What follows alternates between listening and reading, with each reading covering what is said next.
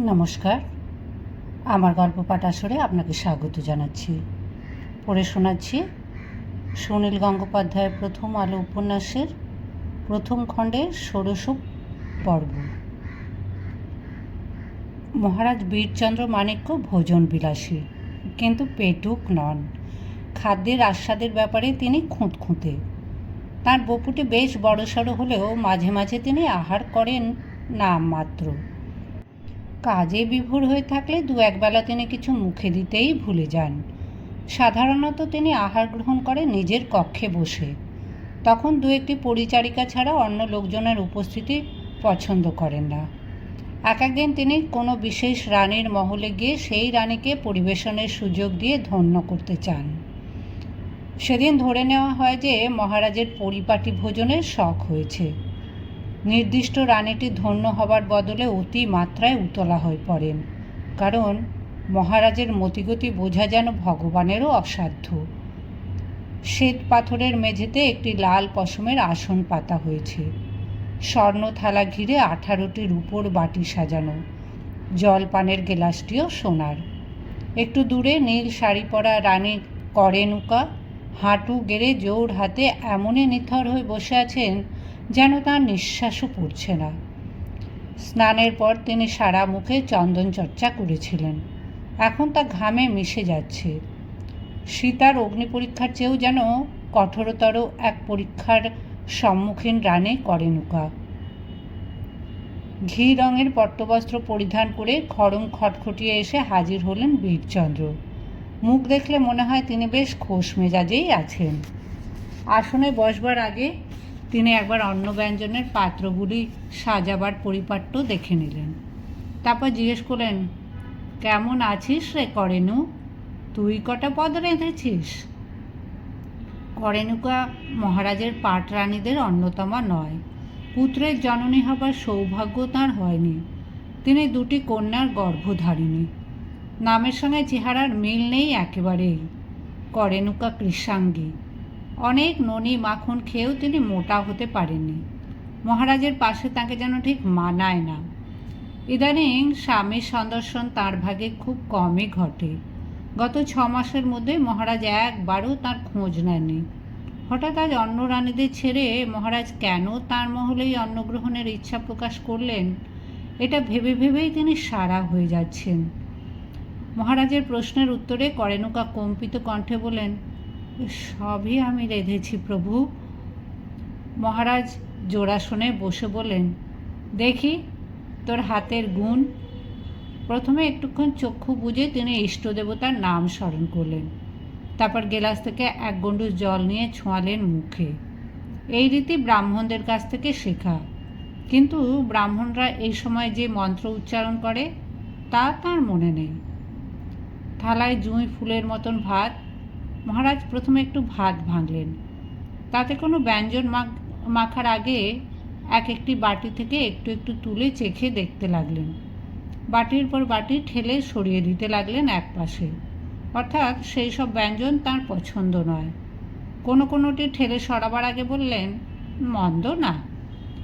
একটি ব্যঞ্জন দুবার মুখে দিয়ে বলেন, এটা কি রে? করেনুকা বললেন, চিতল মাছের মুইঠা। অন্য কয়েকজন রানী আড়াল থেকে উঁকি মারছিলেন। কৌতূহল চেপে রাখতে না পেরে তাঁরা ক্রমশ সামনে চলে এলেন। মহারাজ মুখ তুলে দেখলেন তাদের, আপত্তি জানালেন না। তিনি বললেন, চিতল মাছের মুইঠা? তোরটা হয়েছে বটে এক প্রকার, কিন্তু বড় রানী ভানুমতি এটা যা রান্না করতো তার সঙ্গে তুলনাই হয় না। সেই স্বাদ এখনো যেন মুখে লেগে আছে। তোরা কি বলিস, ঠিক না? অন্য রানীরা তো করেনুকার হেনস্থা দেখতেই এসেছেন। তাঁরা সঙ্গে সঙ্গে সম্মতি জানিয়ে বলেন, ও বড় দিদির হাতের রান্না অমৃত অমৃত। অন্য একটি তরকারি আঙুলের ডগায় তুলে মহারাজা জিজ্ঞেস করলেন, এটা কি? করেনুকা বললেন, রসুন বাটা দিয়ে বেগুন। মহারাজ ভালো মন্দ মন্তব্য না করে রানীদের মধ্যে থেকে একজনকে বেছে নিয়ে বলেন, এই তুই এটা খা। সেই রানী সারা শরীর মুচড়ে বলল, না, আমি খাবো না, আমি খেতে পারবো না। অন্নরানীরা থুতনিতে আঙুল দিয়ে গভীর বিস্ময়ের সঙ্গে বলে উঠলেন, সে কি রে সুদক্ষিণা, স্বয়ং মহারাজ আদেশ করছেন, তুই তবু খাবি না? মহারাজের প্রসাদ, খা খা খা। সবাই জানে সুদক্ষিণা রসুনের গন্ধ একেবারে সহ্য করতে পারে না। একবার ভুল করে কোনো রসুন মিশ্রিত তরকারি মুখে দিয়ে সে বমি করে ফেলেছিল। অন্নরানীরা সুদক্ষিণাকে জোর করে খাওয়াতে গেল। সে ছুটে পালালো সবার হাত ছাড়িয়ে। বীরচন্দ্র হা হা করে হাসতে লাগলেন। বীরচন্দ্র যেসব বাটি উচ্ছিষ্ট করে সরিয়ে দিচ্ছেন তার জায়গায় আসছে অন্য বাটি। সব বাটি একসঙ্গে সাজানো হয়নি।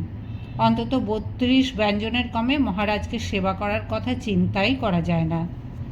তিনি রুই মাছের ঝাল বাদ দিয়ে পুঁটি মাছের টক খাচ্ছেন। ঝিঙের তরকারিতে কুমড়োর টুকরো দেখে নাক কুঁচকোচ্ছেন। সবকটি পদ চাখবার পরে বললেন, এঁচোড় রাঁধিসনি করেনু? এখন কাঁঠাল গাছগুলোর একেবারে নুয়ে আছে, এই তো সময়। ভালো করে গরম মশলা দিয়ে রাঁধলে মাংসের মতন।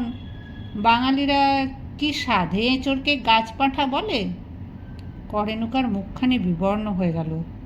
তার এত স্বাদ, এত শ্রম, সব ব্যর্থ। মহারাজ যেটা নিজের মুখে চাইছেন সেটাই নেই। তিনি জানবেন কি করে? মহারাজ তো তাঁর আঙিনায় আগে কখনো খেতে আসেননি। অন্নরানীরা ঠোঁট টিপে হাসছে। বীরচন্দ্র বাঁ হাত বাড়িয়ে করেনুকার মাথায় হাত রেখে বললেন, যা, তুই পাশ করে গেলি। আমি তোর হাতের রান্না খেয়ে তৃপ্তি পেয়েছি। এঁচোড় আমি দু চক্ষে দেখতে পারি না। কাঁঠালের কাঁড়া পর্যন্ত শুনলে আমার গা জ্বলে। আর আমার রাজ্যে কিনা এত কাঁঠাল ফলে। ভাগ্যিস বুদ্ধি করে ওটা বাদ দিয়েছিস। এঁটো হাতেই আরও কিছুক্ষণ বসে থেকে রানীদের সঙ্গে কৌতুক করতে লাগলেন বীরচন্দ্র। একজন তামাক সেজে এনে তাকে গড়গড়ার নলটি ধরিয়ে দিল।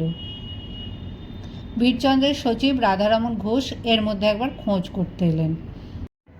বাইরে থেকেই যখন শুনলেন যে মহারাজ আজ এক রানীর মহলে আহার করতে গেছেন, তখন বুঝলেন অন্তত ঘণ্টা 2-1 মধ্যে দেখা পাবার আশা নেই। রাধারমণ নিজের বাড়িতেও ফিরলেন না। শশীভূষণের বাড়ির দরজা খুলিয়ে সেখানে স্নানাহার সেরে নিলেন। অন্য রানীদের বিদায় করে করেনুকার কক্ষে একখিলি পান মুখে দিয়ে পালঙ্কে শুয়ে বিশ্রাম করতে লাগলেন বীরচন্দ্র। করেনুকা পদসেবা করতে লাগলেন। বীরচন্দ্র বললেন, বাহ, তোর হাত দুটি তো বেশ নরম।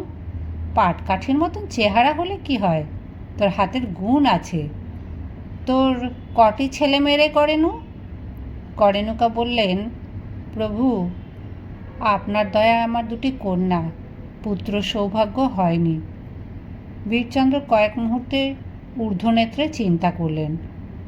এতগুলো ছেলে মেয়ের সকলের নাম ধাম যদি মনে রাখতে হয়, তাহলে তিনি রাজকার্যে মন দেবেন কি করে? রানীদের নামগুলি যে মনে রেখেছেন তাই যথেষ্ট। কন্যা দুটিকে আগেই পাঠিয়ে দেওয়া হয়েছে পরিচারিকাদের মহলে। বীরচন্দ্র শিশুদের কোলাহল পছন্দ করে না। করেনুকার 2 কন্যা কখনো তাদের পিতার কোলে বসে আদর খায়নি। দূর থেকে কয়েকবার দেখেছে মাত্র। নাম জানতে চাইলেন না। বীরচন্দ্র জিজ্ঞেস করলেন, তাদের বয়স কত? কন্যা দুটির বয়স 8 আর 7 বছর। বিবাহের পর বীরচন্দ্র যখন ঘন ঘন করেনুকার সঙ্গে এক শয্যায় রাত্রিবাস করতেন, তখন পিঠোপিঠি ওই 2 বোনের জন্ম। এরপর মহারাজার আরও 2 রানী এসেছে। করেনুকা আড়ালে চলে গেছেন। বীরচন্দ্র বললেন, তাহলে তো বড়টির এবার বিয়ের ব্যবস্থা করতে হয়। বলতে বলতেই বীরচন্দ্রের চোখ বুজে এলো। নাসিকা গর্জন শুরু হয়ে গেল। করেনুকা তবু একই জায়গায় বসে স্বামীর পা টিপে দিতে লাগলেন। প্রত্যাশায় তাঁর বক্ষ উদ্বেল। আজ আকস্মিকভাবে তাকে দয়া করেছেন দেবতা। করেনুকা কিছুই খাননি। সারা শরীর এমনই টান টান হয়ে আছে যে আজ কোনো খাদ্যই তার গলা দিয়ে নামবে না। বেশিক্ষণ ঘুমোলেন না বীরচন্দ্র। ঘণ্টাখানেকের মধ্যেই উঠে বসে হাই তুললেন 2 বার। খোলা মুখের কাছে টুসকি মেরে বলেন, রাধে কৃষ্ণ, রাধে কৃষ্ণ। পালঙ্ক থেকে নেমে বলেন, বেশ বিশ্রাম হয়েছে। তোর ঘরটি তো বেশ ভালো রে করেনু, যথেষ্ট আলো হাওয়া বয়। এখানা খুব প্রশস্ত। পাশে আরও 2টি ছোট ঘর আছে, তাই না? সারা ঘরটিতে চোখ বুলিয়ে অন্য 2টি কক্ষের দরজা খুলে উঁকি মেরে এখানকার একটি জানলা খুলে বাইরের মেঘলা আকাশ দেখলেন তিনি। তার মুখ প্রসন্নতায় ভরা। তিনি করেনুকাকে ডাকলেন, আয়, কাছে আয়। তার প্রশস্ত বক্ষে করেনুকার ক্ষীণ শরীরটি যেন মিলিয়ে গেল। করেনুকা থরথর করে কাঁপছেন। এত সুখ কি সহ্য করা যায়? বহুদিন মহারাজ তাকে স্মরণ করেননি। তিনি ধরেই নিয়েছিলেন যে তিনি উপেক্ষিতাদের দলে পড়ে গেছেন। পুত্রহীনা রানীদের কদর থাকে না বেশি দিন। অন্য কয়েকজন রানীর মতন প্রাসাদ ষড়যন্ত্রে যোগ দেবার ক্ষমতাও তার নেই। তার পিতৃকুলও শক্তিশালী নয়। আলিঙ্গনাবদ্ধ করেনুকাকে বীরচন্দ্র বললেন, ভারী লক্ষ্মী মেয়ে তুই। তোর সেবা যত্নে আমি মুগ্ধ হয়েছি। যেমন সুন্দর তোর হাতের রান্না, তেমনই তৃপ্তি পেলাম আজ তোর এখানে ঘুমিয়ে। এবারে আনন্দের চোটে কেঁদেই ফেললেন করেনুকা। তার পিঠে সস্নেহে হাত বুলিয়ে দিতে দিতে বীরচন্দ্র বললেন, এবার আমি তোর কাছে একটা কিছু চাইব, তুই দিবি? করেনুকার অশ্রুসিক্ত দু চোখে ফুটে উঠল দারুণ বিস্ময়। একই কথা বলছেন তাঁর প্রতিদেবতা? তার মতন এক অভাগিনীর কাছে মহারাজ বীরচন্দ্র কী চাইতে পারেন? করেনুকা কী দিতে পারেন? সব কিছুই তো মহারাজের। করেনুকা অস্ফুটভাবে বলল, এ কী বলছেন প্রভু? আপনি চাইলে আমি এই মুহূর্তে আমার প্রাণ দিয়ে দিতে পারি। বীরচন্দ্র সহাস্যে বলেন, না না, প্রাণ দিতে হবে না। আমি যা চাইছি তা অতি সামান্য। করেনুকাকে আলিঙ্গনমুক্ত করে দুহাত দিয়ে তাকে খানিকটা দূরে সরিয়ে দিয়ে বীরচন্দ্র বললেন, তুই শুনেছিস নিশ্চয়ই আমি আরেকটি বিয়ে করছি। তোদের বড়দিদির শেষ স্বাদ মেটাবার জন্য মনোমোহনকে বিয়ে করতেই হচ্ছে বাধ্য হয়ে। বিয়ের পর মনোর জন্য তো একটা পৃথক মহল দরকার। এই রাজপুরীতে আর স্থান সংকুলন হয় না। ভানুমতির ঘরখানা তার স্মৃতি বিজড়িত। এত শীঘ্র সেখানে মনোকে থাকতে দেওয়া কি উচিত হয়? তুই বল। করেনুকা বিস্ফারিত চক্ষে চেয়ে রইলেন। এই আকস্মিক প্রসঙ্গ বদলের হেতু তিনি এখনও বুঝতে পারছেন না। বীরচন্দ্র বললেন, সেই জন্যই বলছিলুম, তোর এই মহলটা ছেড়ে দিবি? তোর জন্য বিরজা অন্য ঘর ঠিক করে দেবে, তোর কোনো অসুবিধে হবে না। নতুন রানীর জন্য একটা নতুন মহল না হলে যে তার বাপের বাড়ির লোকেরা নিন্দে করবে। এরপর আর কিছুক্ষণ কোনো কথা না বলে করেনুকার দিকে এক দৃষ্টিতে চেয়ে রইলেন বীরচন্দ্র। তিনি যেন বুঝিয়ে দিতে চান তিনি কত উদার, কত মহান। তিনি এই রাজ্যের অধীশ্বর। তিনি মুখের কথা না খুশি শুধু ইঙ্গিতে কোনো ইচ্ছা প্রকাশ করলেও সঙ্গে সঙ্গে তা পালিত হবে। যে কোনো রানীকে তিনি পাঠাতে পারেন নির্বাসনে। করেনুকার এই মহলটি তার প্রয়োজন। তিনি কি কর্মচারীদের সাহায্যে করেনুকাকে পরিচারিকা মহলে ঠেলে দিতে পারতেন না? তার বদলে তিনি একটি হাড় জিরজিরে রমণীর জন্য এতখানি সময় ব্যয় করেছেন, তাকে সেবা যত্নের সুযোগ দিয়েছেন, প্রীতিপূর্ণ বাক্য বলেছেন, তার কাছে প্রার্থীর মতো হাত পেতেছেন। তার কোনো পূর্বপুরুষ এই ব্যবহার দেখলে হতবাক হয়ে যেতেন নিশ্চিত। একজন রাজার কাছে এরা আর কতখানি মহানুভবতা আশা করে? করেনুকার অবিশ্বাস্য আতঙ্কমাখা মুখ তার পছন্দ হলো না।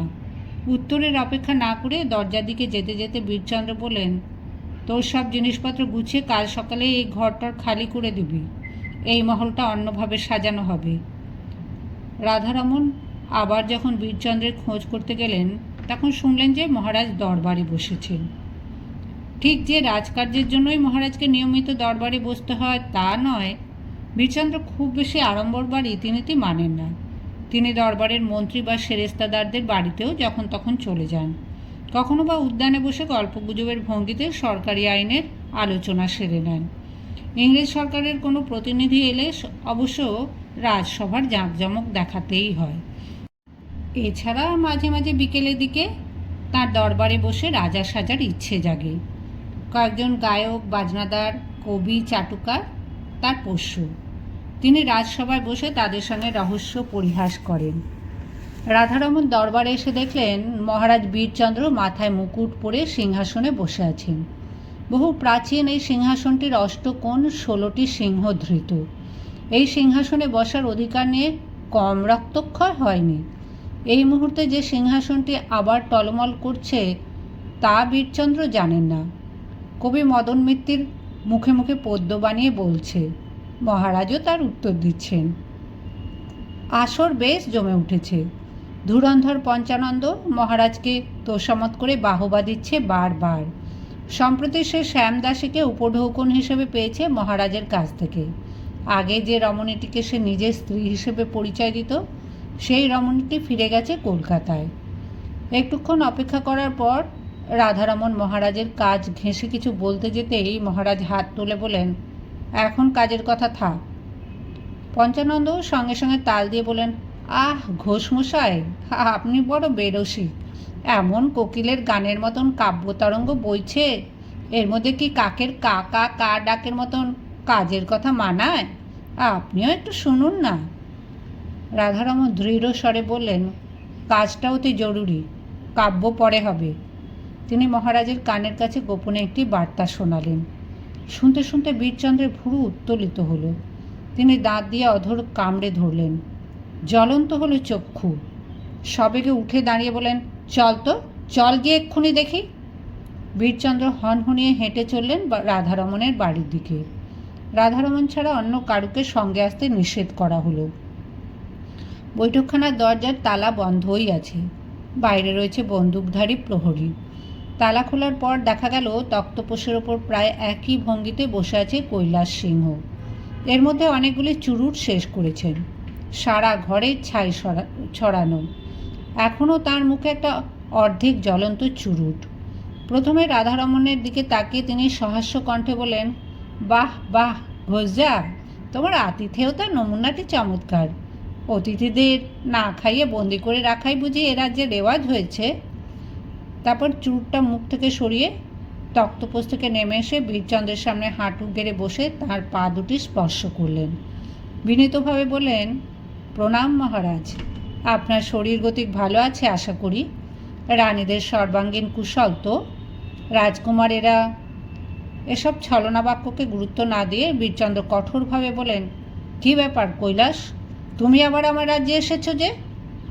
সোজা হয়ে দাঁড়িয়ে একটু পিছিয়ে গিয়ে কৈলাসচন্দ্র বিস্ময়ের ভঙ্গি করে বলেন, এ রাজ্যটা আপাতত আপনার বটে, কিন্তু এখানে কেউ স্বাধীনভাবে আসা যাওয়া করতে পারবে না এমন কোনো নিয়মের কথা তো শুনিনি। বীরচন্দ্র বললেন, তুমি আমার সঙ্গে শত্রুতা করতে এসেছো?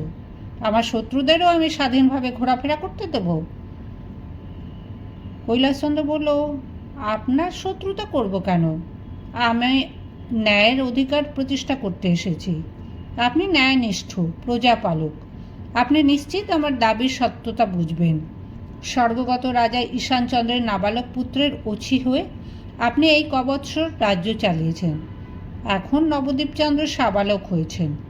এখন তাকে সিংহাসনের অধিকার দেওয়া ন্যায়সঙ্গত কিনা তা আপনিই বিচার করুন। বীরচন্দ্র ক্রোধে অস্থির হয়ে চিৎকার করে বলেন, কিসের অধিকার? যে সে রাজা হতে পারে? রাজা হবার যোগ্যতা লাগে না? এই যে এতগুলো বছর আমি রাজ্য চালালাম, এখানে কত রকম সমস্যা, কত জাতপাত, কতগুলো উপজাতি, সব দিক আমি সামলেছি। আমার আমলে কেউ বিদ্রোহ করতে পারেনি, ঠিক কি না? ঘোষমশাই, তুমি বলো, ঠিক কি না? যে কেউ রাজা হয়ে বসলেই কি সামলাতে পারবে? কৈলাসচন্দ্র বললেন, নবদ্বীপকে সিংহাসনে বসার সুযোগ দিলে তবেই তো সে যোগ্যতার প্রমাণ দিতে পারবে। তার আগে দেবে কি করে? তাছাড়া যোগ্যতার বিচারে ভূভারতে কে কবে রাজা বৎসা হয়েছে? সবাই তো সিংহাসনে বসে পিতৃপরিচয় কিংবা রক্তের জোরে। বীরচন্দ্র জিজ্ঞেস করলেন, নবা হারামজাদাটা কোথায়? সে তোমাকে পাঠিয়েছে? কৈলাসচন্দ্র মুখের হাসিটি বজায় রেখে বললেন, আপনার দাদার ছেলে, পরলোকগত মহারাজের একমাত্র পুত্র, তাকে তো আপনি হারামজাদা বলতেই পারেন। নবদ্বীপ আর তার মাকে আপনি কারারুদ্ধ করে রেখেছিলেন। তারা সেখান থেকে পালিয়ে গিয়ে কোথায় এখন আশ্রয় নিয়ে আছে সে তথ্য আপনাকে আমি জানিয়ে দেব। আমাকে কি এতটাই মূর্খ মনে করেন আপনি? তোমাকেও আমি বন্দি করে চাপকাবো, তাহলে তুমি ঠিকই মুখ খুলবে।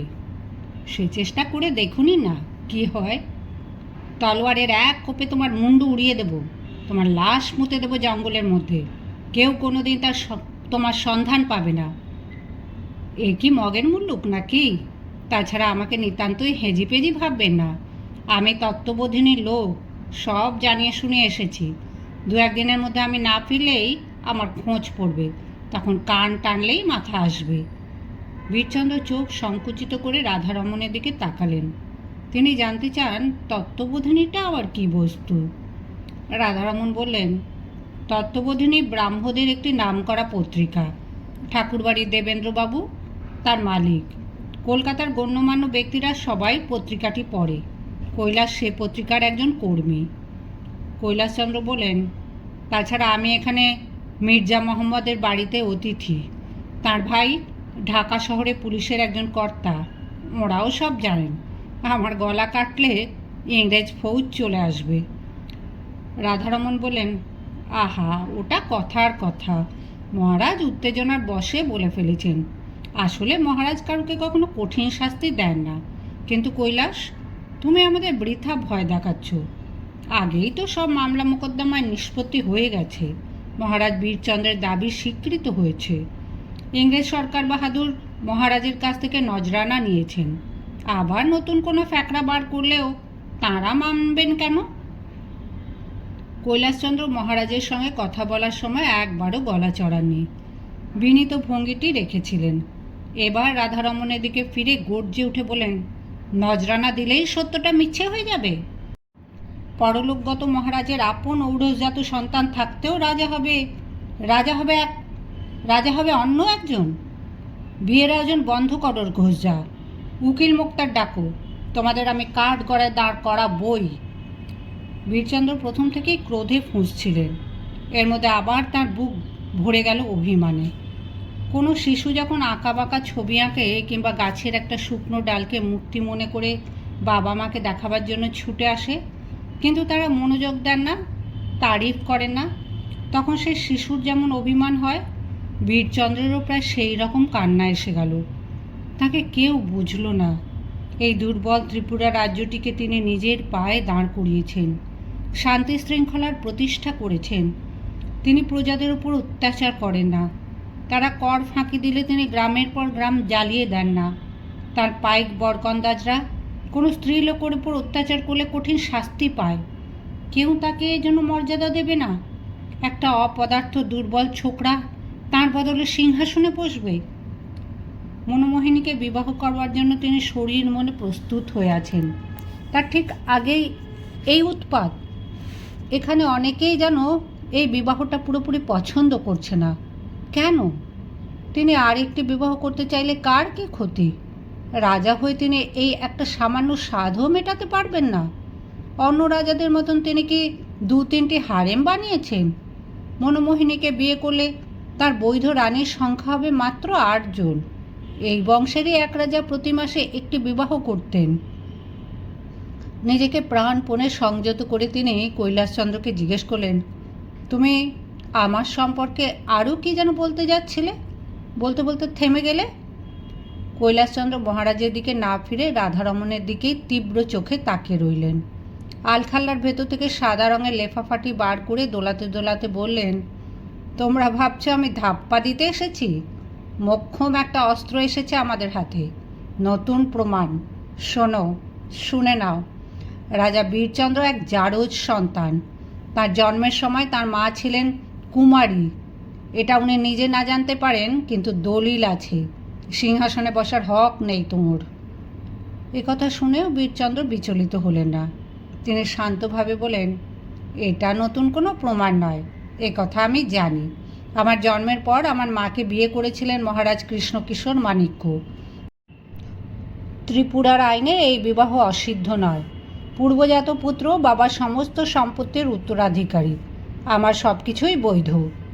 কৈলাসচন্দ্র এবার রাজাদিকে ফিরে বলেন, বৈধ কিনা তা আদালতেই প্রমাণ দিতে হবে। আপনার অন্য 2 ভাইদের নামে জারজ অপবাদ দিয়েই তাদের সিংহাসন থেকে বঞ্চিত করেছিলেন, মনে নেই? চক্রধ্বজ, নীলকৃষ্ণরা আজ সর্বশান্ত।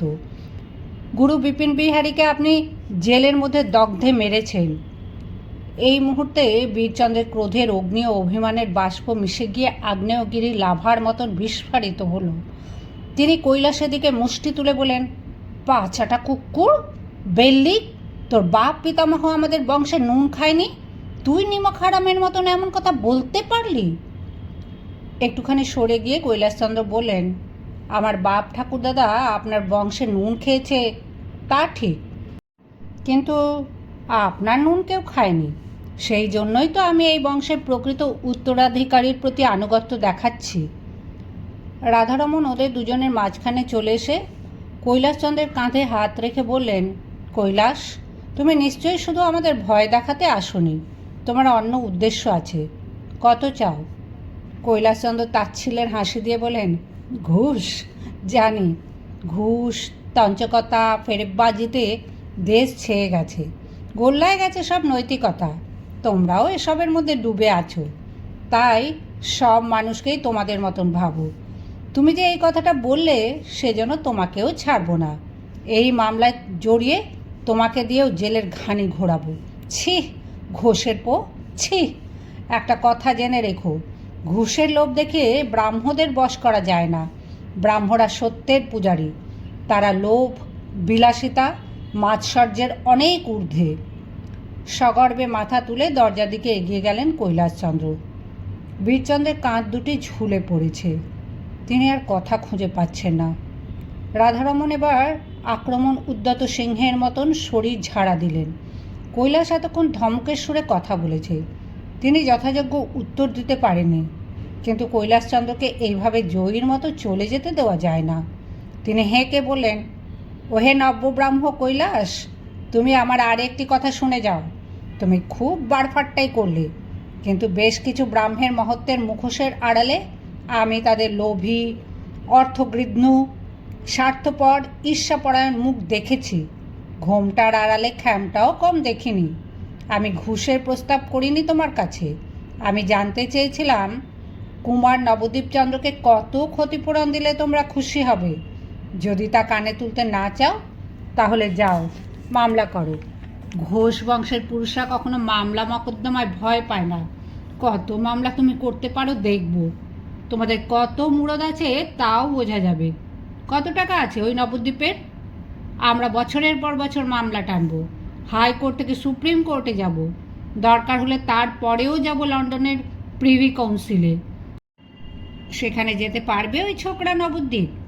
তাকে আমরা পথে ভিখিরি করে ছাড়ব। ত্রিপুরার ঠাকুর লোকেরা কেউ ওই নিঃসম্বল কুমারের হয়ে সাক্ষী দিতে যাবে না। মামলার ভয় দেখাচ্ছ আমাদের? মহারাজ বীরচন্দ্র তাঁর সজীবের সতেজ উক্তিতে ভরসা পেয়ে গম্ভীরভাবে বলেন, আমার যাবতীয় স্থাবর অস্থাবর সম্পত্তি প্রয়োজনে রাজপ্রাসাদ পর্যন্ত বিক্রি করে দিয়ে মামলা লড়ব, শেষ পর্যন্ত যাব। তারপরেও যদি দৈবাৎ বিচার বিভ্রাট রায় আমার বিরুদ্ধে যায়, তাহলেও রাজমুকুট নবদ্বীপ পাবে না। এই রাজমুকুট আমি নামিয়ে দেব ইংরেজের পায়ের কাছে। ত্রিপুরা শেষ হয়ে যায়, যাক। এই প্রথম একটা জোর ধাক্কা খেলেন কৈলাসচন্দ্র। অবিশ্বাসে অস্পষ্ট হয়ে গেল তাঁর মুখ। আর্তকণ্ঠে বলেন, সে কি মহারাজ? ত্রিপুরার স্বাধীনতা আপনি ইংরেজদের হাতে বিকিয়ে দেবেন? আমরা এখনো স্বাধীন বলে কত গর্ব করি, কত সুপ্রাচীন এই রাজবংশের ধারা। বীরচন্দ্র বললেন, আমি চলে গেলে ত্রিপুরার স্বাধীনতা এমনিতেই যাবে। ইংরেজরা জাল গুটিয়ে আনছে, আমি তাদের এতদিন ঠেকিয়ে রেখেছি। কুকি বিদ্রোহের ছুতোয় একবার ইংরেজ ফৌজ এ রাজ্যে ঢুকে পড়েছিল। আবার যদি কেউ কুকিদের উস্কানি দেয়, তারা ফুঁসে উঠলে চতুর্দিকে রক্ত গঙ্গা বইবে। তা সামলাতে পারবে ওই মূর্খ ভীরু নবদ্বীপ? রাজ্যে অরাজকতা, প্রজার সর্বনাশের চেয়ে ইংরেজ শাসনও ভালো। রাধারমণ বললেন, ত্রিপুরার স্বাধীনতা যদি যায় তাহলে তোমরাই তার জন্য দায়ী হবে কৈলাস। মহারাজকে সরাবার চেষ্টা করে তোমরা নিজেরাও সর্বশান্ত হবে, ত্রিপুরা রাজ্যও ধ্বংস হয়ে যাবে। সবেগে মাথা নেড়ে কৈলাসচন্দ্র বলেন, না না, ত্রিপুরার স্বাধীনতা নষ্ট হোক তা আমি কোনো ক্রমেই চাই না। যে কোনোভাবেই হোক এ রাজ্যের স্বাধীনতা রক্ষা করতেই হবে। রাধারমণ বলেন, তাহলে শোনো, অযথা মামলা টামলার মধ্যে যেও না, মাথা ঠান্ডা করো। তুমি বরাবরই রাগ চটা। মহারাজের অনুমতি না নিয়েই বলছি, তোমার ওই নবদ্বীপচন্দ্রের জন্য আমরা মাসিক 500 টাকা বৃত্তির ব্যবস্থা করে দেব। তাই নিয়েই তাকে খুশি থাকতে বলো। ফিরে এসে তক্তপোষের ওপর ধপাস করে বসে পড়ে কৈলাসচন্দ্র বললেন, 500 টাকা! এরপর আর তর্ক কিংবা হুমকি নয়, আলোচনা এগুলো সম্পূর্ণ ভিন্ন পথে। শেষ পর্যন্ত মনমোহিনীর সঙ্গে বীরচন্দ্রের বিবাহ সুসম্পন্ন হলো নির্বিঘ্নে। আড়ম্বরের আতিশয্য নেই, সেই রাতেই ফুলশয্যা। করেনুকার মহলটিতে নতুন আসবাব ও পালঙ্ক এসেছে। ফুলে ফুলে ভরিয়ে দেওয়া হয়েছে সব দেওয়াল। ঘরের চার কোণে 4টি উজ্জ্বল লণ্ঠন। মহারানী ভানুমতির অলঙ্কারে সেজে লাল মসলিনের শাড়ি পরে পালঙ্কের বাজু ধরে দাঁড়িয়ে আছে মনমোহিনী। তার দু কানের হিরে দুলে ঠিকরে পড়ছে আলো। নববধূসুলভ ব্রীড়া নেই তার মুখে, দু চোখে শুধু কৌতূহল। মধ্যরাত্রে বীরচন্দ্র প্রবেশ করলেন সেই কক্ষে। গায়ের সিল্কের জামাটি ভিজে গেছে ঘামে, মুখে ক্লান্তির চিহ্ন। সারাদিন অনেক ধকল গেছে। বিবাহের অনুষ্ঠান ছাড়াও হঠাৎ সন্ধ্যাকালে ব্রিটিশ পলিটিক্যাল এজেন্ট এসে উপস্থিত। পরস্পর কাটাকুটি করেছেন কূটনৈতিক চাল। এতক্ষণ পর পাওয়া গেছে বিশ্রামের সময়। নিছাকৃতি কিশোরীর শরীরের প্রতি তাঁর লোভ জাগেনি। তিনি আকৃষ্ট হয়েছিলেন এই বিশেষ দুরন্ত কিশোরীটির প্রতি। সেই জন্যই মনমোহিনীকে বিবাহের জন্য এত ব্যস্ত হয়েছিলেন। ভেতরে এসে তিনি থমকে দাঁড়িয়ে নববধূর রূপ দর্শন করতে লাগলেন। হঠাৎ তাঁর দৃষ্টি বিভ্রম হলো। পালঙ্কের ওধারে এই কিশোরীটি কে? এ যে ভানুমতি। ঠিক এই বয়সেই ভানুমতি এসেছিল বাসর সজ্জায়। এই অলঙ্কারগুলিই ছিল তার অঙ্গে। সেই বয়সের ভানুমতির সঙ্গে মনমোহিনীর মুখের যে আশ্চর্য মিল, তা বীরচন্দ্র এই প্রথম প্রত্যক্ষ করলেন। অভিমান ভরে ভানুমতি প্রাণ ত্যাগ করেছিল, আবার সেই কি তবে ফিরে এলো এই রাতে? না না, তা কী করে সম্ভব? অথচ বীরচন্দ্র মনমোহিনীর বদলে স্পষ্ট দেখছেন তার কৈশোরের খুনসুটির সঙ্গিনীকে। চোখ দেখছে এক, অথচ মন জানে সে নেই, সে নেই। অবসন্নভাবে পালঙ্কে ঠেস দিয়ে মহারাজ অস্ফুট স্বরে বলতে লাগলেন, দেবী, তুমি তো স্বর্গপুরে, জানি না কো কত দূরে, কোন অন্তরাল দেশে করিতেছ বাস, পশিতে কি পারে তথা মানবের আশালতা? মনমোহিনী এগিয়ে এসে বিস্মিতভাবে জিজ্ঞেস করল, কি বলছেন প্রভু? বুঝতে পারছি না। বীরচন্দ্র দুহাতে মুখ চাপা দিয়ে হু হু করে কেঁদে ফেললেন। এই নতুন বিবাহের রাতে তিনি সত্যিকারের শোকাভিভূত হলেন তার প্রথম রানীর জন্য।